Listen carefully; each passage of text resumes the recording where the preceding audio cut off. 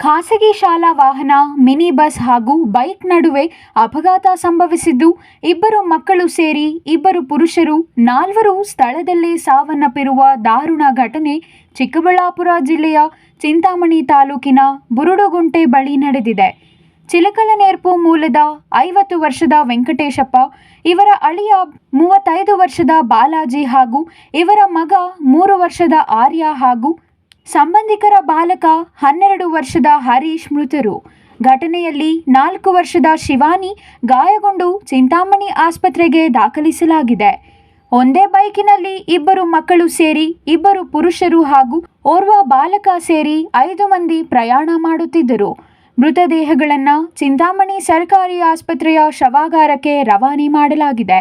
ಇನ್ನು ಕೆಂಚಾರ್ಲಹಳ್ಳಿ ಪೊಲೀಸ್ ಠಾಣಾ ವ್ಯಾಪ್ತಿಯಲ್ಲಿ ಅಪಘಾತ ಸಂಭವಿಸಿದ್ದು, ಸ್ಥಳಕ್ಕೆ ಪೊಲೀಸರು ಭೇಟಿ ನೀಡಿ ಪರಿಶೀಲನೆ ನಡೆಸಿದ್ದಾರೆ.